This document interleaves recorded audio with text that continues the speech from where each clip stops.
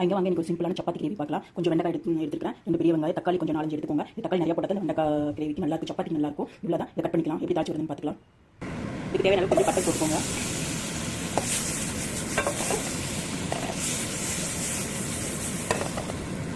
தாளிப்புக்கு கொஞ்சம் ஜீரகம், ஒரு 1/2 ஸ்பூன் ஜீரகம். கடுகு இதெல்லாம் தேவையில்லை, 1/2 ஸ்பூன் ஜீரகம் போட்டோம். ஜீரகம் நல்லா பொரிஞ்சோம். ஜீரகம் பொரிஞ்சோடனே கொஞ்சம் 2 பெரிய வெங்காயம், கொஞ்சம் கருவேப்பிலை வச்சுக்கணும்.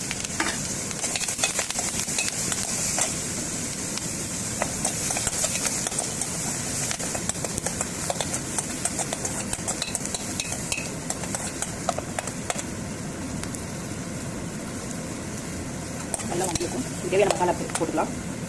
மஞ்சள் ஒரு 1/4 ஸ்பூன் போட்டுக்கோங்க. மிளகாத்தூள் ஒரு ஸ்பூன். மல்லி ஸ்பூன் 1 ஸ்பூன் போட்டுக்கோங்க.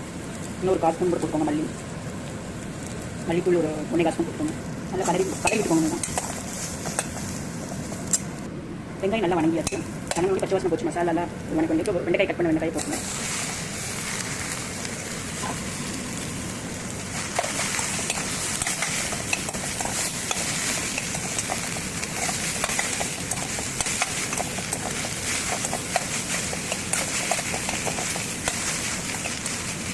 இது ஒரு 2 நிமிஷம் அப்படியே உப்பு தேவையான அளவுக்கு போட்டுக்கோங்க. இது கொஞ்சம் கரம் மசாலா போட்டுக்கோங்க. கரம் மசாலா ஒரு 1/4 ஸ்பூன், ஒரு 1/2 ஸ்பூன் கூட போட்டுக்கோங்க. நம்ம சில்லியில் இருந்தாலும் ரெட் சில்லி 1 ஸ்பூன் தானே போட்டோம், அதனால இது ஒரு 1/2 ஸ்பூன் போட்டுக்கோங்க.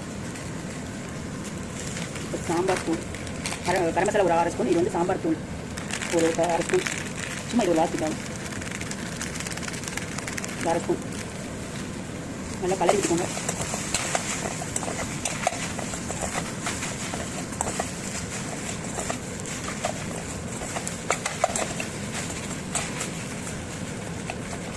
நல்லா கலரி விட்டுட்டு அடுப்பை சிம்மில் வச்சுட்டு நீங்கள் ஒரு 10 போட்டு மூடி வச்சுக்கோங்க. நம்ம தக்காளி அரைச்சி எடுத்து வந்துக்கலாம். 10 போட்டு அப்படியே மூடி வச்சுருங்க. ஒரு சிம்மில் வச்சுக்கோங்க, இல்லைன்னா பற்றி போயிடும். தக்காளி இதை அரைச்சி எடுத்துக்கலாம்.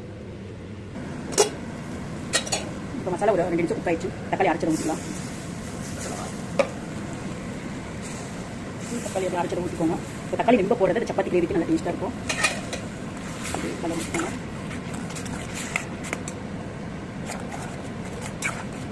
அதே சிம்மிலே வச்சு அப்படியே வந்துச்சுன்னா அவ்வளோ டேஸ்ட்டாக இருக்கும். இந்த கிரேவி நீங்கள் கண்டிப்பாக செஞ்சு பார்க்கணும். அவ்வளோ டேஸ்ட்டாக இருக்கும். சப்பாத்திக்கு சுண்டி வந்துச்சுன்னா அவ்வளோ நல்லா டேஸ்ட்டாக இருக்கும். லாஸ்ட்டில் உப்பு கண்டு செக் பண்ணிக்கோங்க. இது 1/4 டம்ளர் கொஞ்சம் தண்ணி விட்டுக்கோங்க. நான் வீடியோ எடுக்க விட்டு 1/4 டம்ளர் இந்த தக்காளி அரைச்சதில் கொஞ்சம் 1/4 டம்ளர் தண்ணி விட்டு ஊற்றிக்கோங்க.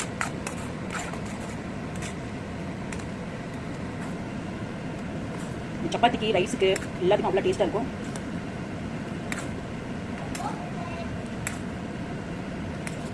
சிட்டு அப்படியே இருக்குதுங்க. ஒரு இந்த தண்ணியெலாம் சுண்டி தக்காளி வந்து சுண்டு வந்தாவே போதும், அவ்வளோ டேஸ்ட்டாக இருக்கும். ஒரு 10 நிமிஷம் மூடி போட்டு வச்சுங்க. ஒரு 3 மினிட்ஸ் அப்படியே கழிச்சு இன்னும் ஒரு 2 மினிட்ஸ், ஒரு 5 நிமிஷம் சிம்மிலேயே. மொத்தமே 5 நிமிஷம் தான். ஒரு 3 மினிட்ஸ் ஆல்ரெடி குக் ஆயிடுச்சு. 3 நிமிஷம், ஒரு 2 நிமிஷம் வச்சிங்கன்னா இது அப்படி இன்னும் சுண்டி வந்து நல்லாயிருக்கும். சப்பாத்திக்கு இப்படியே கொஞ்சம் சப்பாத்தினா கொஞ்சம் சுண்டணும், கெட்டி ஆகணும். இதே ரைஸ்னால் இது ஓகே. இது அப்படியே எடுத்து ரைஸ்க்கு போட்டு சாப்பிடலாம். ஒரு 2 நிமிஷம் அப்படி ஃப்ரை பண்ணி ஆல்ரெடி ரெடி ஆகிடுச்சுன்னா சப்பாத்தியும் ரெடி ஆகும். குழம்பு ரெடி. நீங்கள் செஞ்சு பார்த்து எப்படி இருக்குன்னு சொல்லுங்கள். ஓகே, இது அவ்வளோ டேஸ்ட்டாக இருக்கும். நீங்கள் ட்ரை பண்ணி பாருங்கள். ஓகேங்க, பாய்.